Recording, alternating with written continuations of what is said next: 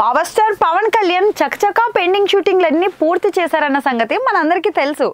అయితే ఇప్పటికే హరిహర వీరమల్లు చిత్రీకరణ పూర్తయిపోవడంతో పోస్ట్ ప్రొడక్షన్ పనుల్లో నిమగ్నమైంది ఈ సినిమా. రీసెంట్ గా ఓజీ షూటింగ్ కూడా పూర్తి చేసేసారండోయ్. ఇక ఓజీకి సంబంధించిన పవన్ డబ్బింగ్ పనులకు హాజరవ్వాల్సింది. మరి ఈ నేపథ్యంలో జూన్ 2వ వారం నుంచి ఉస్తాద్ భగత్ సింగ్ షూటింగ్ కూడా పునఃప్రారంభం కాబోతుందని దర్శకుడు హరీష్ శంకర్ ఇప్పటికే ప్రకటించారు. ఇక తాజాగా 2వ వారంలోకి ఎంటర్ అయిన నేపథ్యంలో మంగళవారం హైదరాబాద్లో అధికారికంగా షూటింగ్ ప్రారంభమైంది.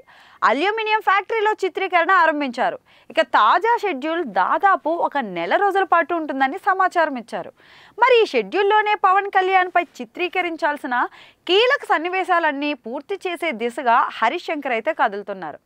ఇక పవన్ పొలిటికల్ బిజీ షెడ్యూల్ తెలుసు కదా, కాబట్టి పవన్ జాయిన్ అయిన నాటి నుంచి కూడా ఆయన పైనే షూటింగ్ అంతా ఉంటుంది. ఇంకా పవన్ పై సోలో సన్నివేశాలు, కాంబినేషన్ సన్నివేశాలు, యాక్షన్ సన్నివేశాలు వీలైనంత త్వరగా పూర్తి చేసి ఆయన పోర్షన్ పూర్తి చేయాలని అనుకుంటున్నారు.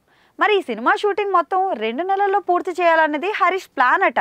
మరి దానికి తగ్గ ప్రణాళిక వేసుకుని హరీష్ ముందుకు కదులుతున్నాడు. ఇక పవన్ వేగం చూస్తుంటే ఇదే ఏడాది ఉస్తాద్ భగత్ సింగ్ ను కూడా రిలీజ్ అయ్యేలా చూస్తున్నారు. ఇక వీరమల్లు రేపో మాపో రిలీజ్ అయిపోతుంది. అటుపై ఓజీ సెప్టెంబర్ 25ను కూడా వచ్చేస్తుంది.